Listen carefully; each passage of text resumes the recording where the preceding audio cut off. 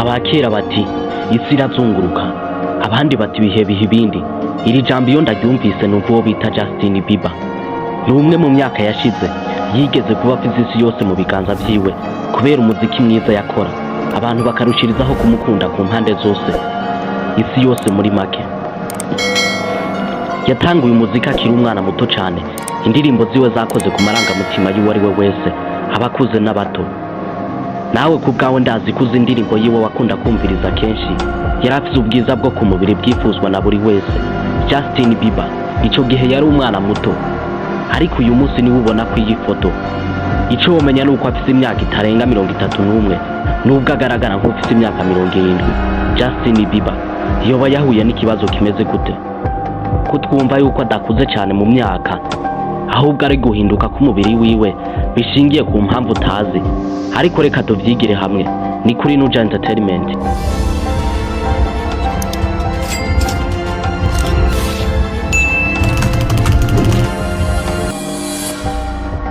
Turatanze mwiriwe cyangwa mwaramutse bivanye naho mu wese aherereye, ni kuri NUJA Entertainment. Twongera tubaha ikaze na karibu mu kiganiro cacu.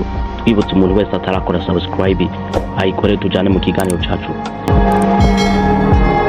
Sena yiwe y'ukuri ni Justin Bieber. Yavutse itariki 1 Ntwarante mu 1994. Yavukiye London muri Canada. Mama wiwe yitwa Patty Mareta. Yakuriye mu buzima bugoye. Mama wa Justin Bieber yari umwe mu bama mu masengera amasaha menshi. Se wa Justin Bieber ntiyigeze amuba hafi, nta n'umwanya muke bigeze bamarana kuva akiri muto. Justin Bieber yakuze akunda umuziki kuva akiri muto. Yize kuvuza gitari, piano, ingoma na trompete. Wenyene nta n'umwe yigeze abimwigisha, ahubwo yabyigishije we ubwiwe. Muri 2007 nyina yatanguye kumushira kuri YouTube aririmba indirimbo z'abandi. Uwitwa Scott Bruno ariwe yari umuyobozi w'ibikorwa by'abaririmbyi, yaramubonye aca mujana muri Amerika. Justin Bieber yahavuye asinyana amasezerano na NUJA, umuririmbyi rurangiranwa. Indirimbo zamuteye kumenyekana harimo One Time yasohotse mu 2009 n'indirimbo bita Baby yasohotse mu 2010 yamugize icyamamare ku rwego mpuzamakungu.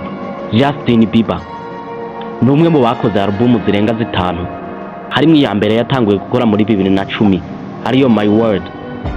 Iyo yakoze muri 2012 yayise Believe. Iyo yakoze muri 2015 yayise Purpose. Iyo yakoze muri 2020 ariyo Change. Niyo yakoze muri 2021 yayise Justice. Ni Justin Bieber.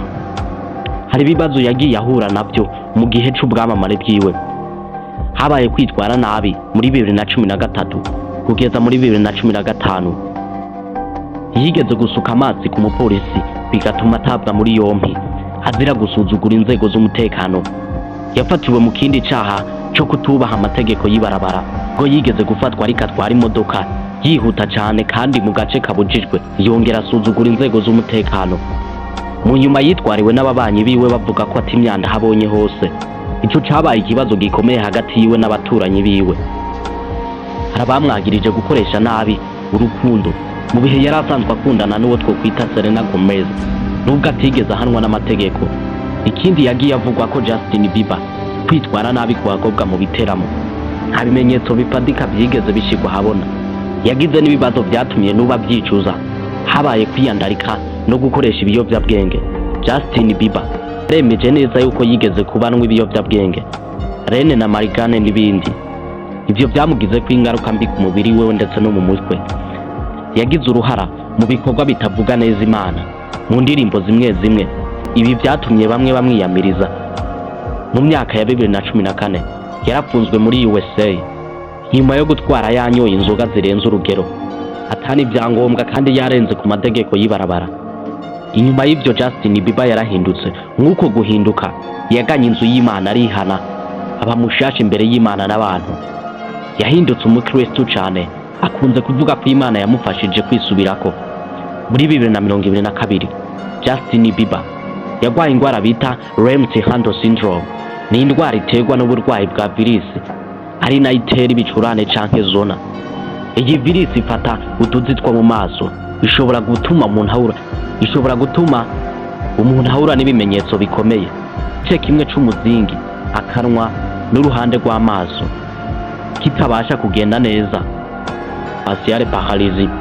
Ibimenyetso by'iyo ndwara: ikimenyetso ca mbere, kudahumiriza ijisho rimwe ngo ushobore gukanuza irindi, gutakaza ubushobozi bwo guseka canke kuvuga neza uko byahora, ububabare mu matwi no mu mutwe. Justin Bieber yatangaje mu mwaka wa 2020 yasavye abafana biwe kwegera Imana no kumusengera kubera iyo ndwara. Yahagaritse ibiteramo byinshi, yivuze neza yongera aruhuke. Iyi ndwara mu gihe wivuje neza irakira, ariko biterwa n'uburemere ndetse n'uburyo wivuje hakiri kare. Abantu bamwe barakira iyi ndwara neza, abandi bashobora gusigarana ingaruka z'igihe kirekire. Byaranze ubuzima bwa Justin Bieber mu mwaka uheze ndetse n'uwo mwaka turiko. Hagaragaye amafoto ya Justin Bieber ku mbuga nkoranyambaga, yagaragaje impinduka zidasanzwe ku isura yiwe ndetse n'imyambarire yiwe, bituma benshi bibaza niba asa nk'ukuze mu myaka, isura yiwe itameze neza. Mu mafoto yafashwe mu kwa mbere muri 2025 muri New York, Justin Bieber yagaragaye afite isura y'umuhondo, amaso yacitse intege nkaho yarambiwe no kuraba, ambara itamubereye neza, triko y'umuhondo n'ipantaro nini cyane, afite n'ibimenyetso byo kugabanuka kw'imbaraga. Abafana benshi bagaragaje impungenge ku isura yiwe, bavuga ko asa n'uwataye imbaraga, ndetse bamwe bavuga ko atakiboneka nk'uko bari bamuzi imbere. Ico womenya nuko ibi bishobora kuba byaratewe n'umuhangayiko ndetse n'uburwayi. Abahagarariye Justin Bieber bavuze yuko impinduka zagaragaye ku isura yiwe zituruka gucika intege ndetse no kubura ibitotsi, biterwa no kwita ku mwana wiwe aherutse kuvuka nk'uko kwezi k'umunani muri 2024, ndetse no gukora amasaha menshi. Ariko havuzwe ibihuha by'uko yoba yarasubiye mu ngeso mbi canke agasubira mu byo kwitamwe ibiyobyabwenge, ariko ibinye byaje guhakanwa n'abasanzwe bamuhagarariye, avuga yuko ibinye bishobora kuba ari bubeshi kuko ari bihuha bidafite ishingiro. Reka tugushimire wowe wadukurikiranye kugira ku musozo. Ni kuri NUJA Entertainment. Wibuke gukora subscribe kugira winjire mu muryango wacu wa NUJA Entertainment. Ushobora gushiraho commentaire kuko ni intererano ikomeye mu gikorwa cacu. Turabakunda. Tuzosubira mu kiganiro gikurikira.